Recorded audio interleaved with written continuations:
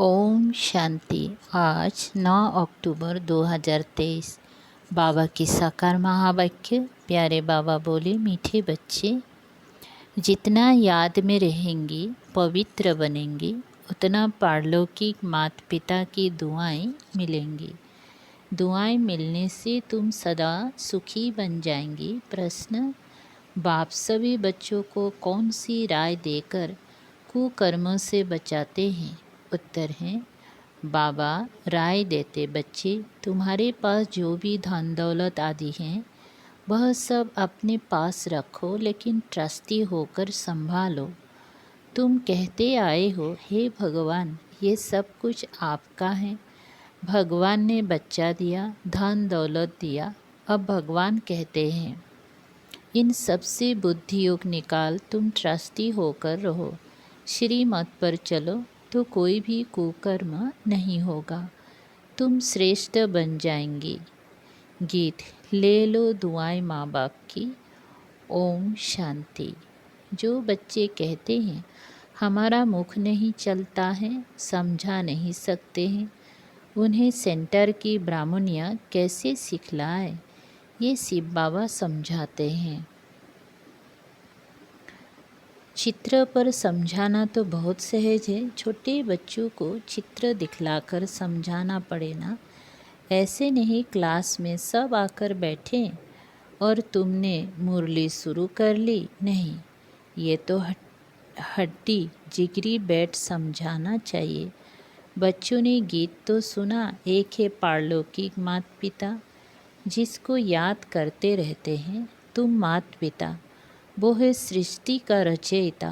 माता पिता जरूर स्वर्ग ही रचेंगे। सतयुग में स्वर्गवासी बच्चे होते हैं, यहाँ के माता पिता खुद ही नरकवासी हैं, तो बच्चे भी नरकवासी ही पैदा करेंगे।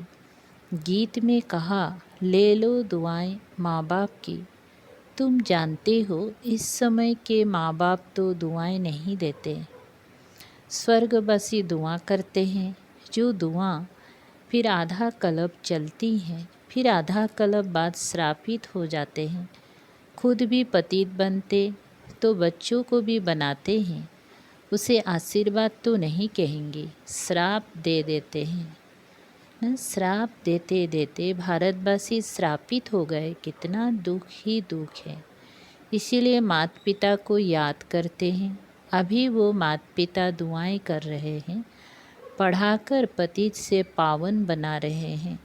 यहाँ है आसुरी संप्रदाय रावण राज्य, वहाँ है देवी संप्रदाय राम राज्य। रावण का जन्म भी भारत में है। शिव बाबा जिसको राम कहते हैं, उनका जन्म भी भारत में है। तुम जब वाम मार्ग में जाते हो तो भारत में रावण राज्य शुरू होता है। तो भारत को ही राम परम पिता परमात्मा आकर पतित से पावन बनाते हैं। रावण आते हैं तो मनुष्य पतित बनते हैं। गाते भी हैं, राम गयो रावण गयो, जिनका बहु परिवार है। राम का परिवार तो बहुत छोटा है और सब धर्म खत्म हो जाते हैं, सब का विनाश हो जाता है। बाकी तुम देवी देवताएं रहेंगी। तुम अभी जो ब्राह्मण बने हो वही ट्रांसफ़र होंगी सतयुग में। तो अब तुमको माँ बाप की दुआएं मिल रही हैं। माँ बाप तुमको स्वर्ग का मालिक बनाते हैं। वहाँ तो सुख ही सुख है। इस समय कलयुग में है दुख, सभी धर्म दुखी हैं। अभी कलयुग के बाद फिर सतयुग होना है। कलयुग में कितनी ढेर मनुष्य हैं, सतयुग में तो इतनी मनुष्य नहीं होंगी। जितनी ब्राह्मण होंगी वही फिर वहाँ देवता बनेंगे, वह भी त्रेता तक वृद्धि को पाते रहेंगे। कहते हैं क्राइस्ट से 3000 बरस पहले सतयुग था, बिफोर क्राइस्ट और आफ्टर क्राइस्ट। सतयुग में तो एक ही धर्म एक ही राज्य है, वहाँ मनुष्य भी थोड़े होंगे। सिर्फ भारत होगा और कोई धर्म नहीं होगा। सिर्फ सूर्यवंशी ही होंगे चंद्रवंशी भी नहीं होंगी। सूर्यवंशी को भगवान भगवती कह सकते हैं क्योंकि वे संपूर्ण हैं। तुम बच्चे जानते हो पतित पावन तो एक परमपिता परमात्मा ही है। चक्र के चित्र तरफ इशारा। देखो, बाप ऊपर में बैठे हैं। ये ब्रह्मा द्वारा स्थापना करा रहे। अभी तुम पढ़ रहे हो। जब इन देवताओं का राज्य रहता है तब और कोई धर्म नहीं रहता है। फिर आधा कल्प बाद वृद्धि होती जाती है। ऊपर से आत्माएं आती जाती हैं, वर्ण बदलते जाते हैं, जीव आत्माएं बढ़ती जाती हैं। सतयुग में होंगे 9 लाख, फिर करोड़ होंगे, फिर वृद्धि को पाते जाएंगे। सतयुग में भारत श्रेष्ठाचारी था, अभी भ्रष्टाचारी है। ऐसे नहीं सब धर्म वाले श्रेष्ठाचारी बन जाएंगे। कितनी ढेर मनुष्य है। यहाँ भी भ्रष्टाचारी से श्रेष्ठाचारी बनने में कितनी मेहनत लगती है। घड़ी घड़ी श्रेष्ठाचारी बनते बनते फिर विकार में जाए भ्रष्टाचारी बन पड़ते हैं। बाप कहते हैं, मैं आया हूँ तुमको काले से गोरा बनाने। तुम घड़ी घड़ी फिर गिर पड़ते हो। बेहद का बाप तो सीधी बात बतलाते हैं। कहते हैं, ये क्या कुल कलंकित बनते हो, काला मुँह करते हो, क्या तुम गोरा नहीं बनेंगे? तुम आधा कल्प श्रेष्ठ थे, फिर कलाएं कम होती जाती हैं। कलयुग अंत में तो कलाएं एकदम पूरी खत्म हो जाती हैं। सतयुग में सिर्फ एक ही भारत था, अभी तो धर्म सब धर्म है। बाप आकर फिर सतयुगी श्रेष्ठ सृष्टि स्थापन करते हैं। तुमको भी श्रेष्ठाचारी बनना चाहिए। श्रेष्ठाचारी कौन आकर बनाते हैं? आप है ही गरीब निवाज। पैसे की बात नहीं। बेहद के बाप के पास श्रेष्ठ बनने आते हैं तो भी लोग कहते हैं, तुम यहाँ क्यों जाते हो? कितनी विघ्न डालते हैं। तुम जानते हो इस रुद्र ज्ञान यज्ञ में असुरों के विघ्न बहुत पड़ते हैं। अबलाओं पर अत्याचार होते हैं। कोई फिर स्त्रियां भी बहुत तंग करती हैं।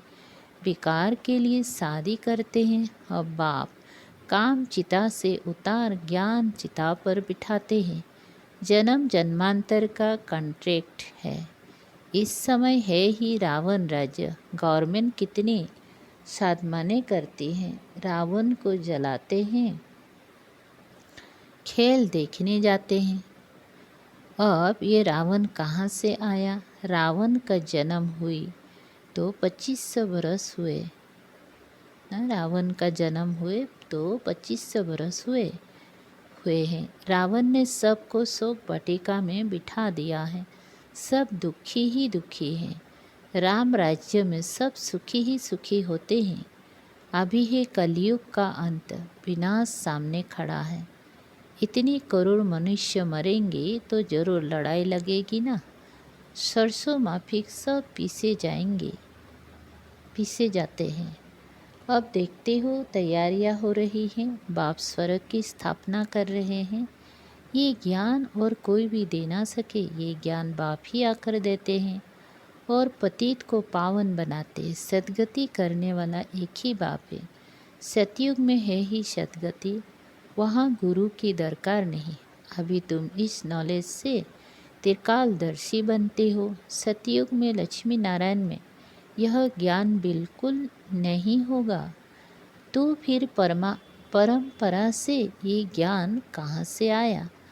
अभी है कलयुग का अंत। बाप कहते हैं, तुम मुझे याद करो। स्वर्ग की राजधानी स्थापन करने वाले बाप को और वर्षे को याद करो। पवित्र तो जरूर रहना पड़ेगा। वो है पावन दुनिया, ये है पतित दुनिया। पावन दुनिया में कंस, जरासंधि, हिरण्यकश्यप आदि होते नहीं। कलयुग की बातों को सतयुग में ले गए हैं। शिव बाबा आए हैं कलयुग के अंत में। आज शिव बाबा आए हैं, कल श्री कृष्ण आएगा तो शिव बाबा और श्री कृष्ण के पाठ को मिला दिया है। शिव भगवानुवाच, उन द्वारा पढ़कर श्री कृष्ण की आत्मा ये पद पाती है। उन्होंने फिर भूल से गीता में कृष्ण का नाम डाल दिया है। ये भूल फिर भी होगी। मनुष्य भ्रष्टाचारी बने तब तो बाप आकर श्रेष्ठाचारी बनाए। श्रेष्ठाचारी ही 84 जन्म पूरे कर भ्रष्टाचारी बनते हैं। इस चक्र पर समझाना तो बहुत सहज है। झाड़ में भी दिखाया हुआ है। नीचे तुम राजयुग की तपस्या कर रहे हो, ऊपर लक्ष्मी नारायण का राज्य खड़ा है। अभी तुम थूर में बैठे हो, फाउंडेशन लग रहा है। तुम जानते हो फिर सूर्यवंशी कुल वैकुंठ में जाएंगे। रामराज्य को वैकुंठ नहीं कहा जाता, वैकुंठ श्री कृष्ण के राज्य को कहा जाता है।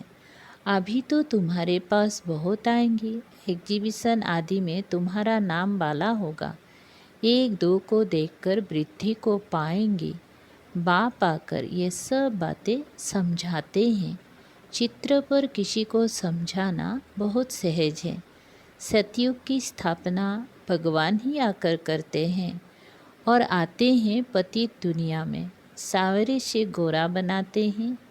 तुम श्री कृष्ण की राजधानी की वंशावली भी हो, प्रजा भी हो। बाप अच्छी रीति समझाते हैं।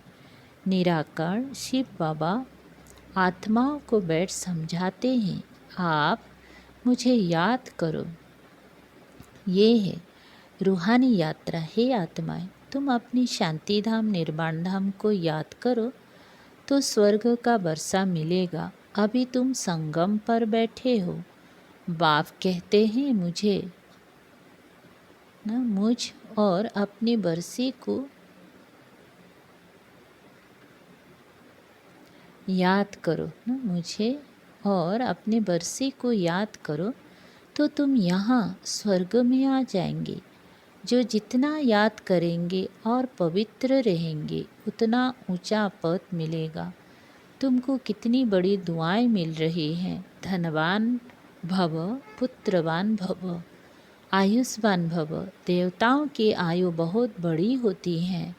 साक्षात्कार होता है। अभी ये शरीर छोड़ जाकर बच्चा बनना है तो ये अंदर में आना चाहिए। हम आत्मा ये पुराना शरीर छोड़ जाकर गर्भ में निवास करेंगे। अंत मते सो गते, बूढ़े से तो हम क्यों ना बच्चा बन जाओ। आत्मा इस शरीर के साथ है तब तकलीफ महसूस करती है।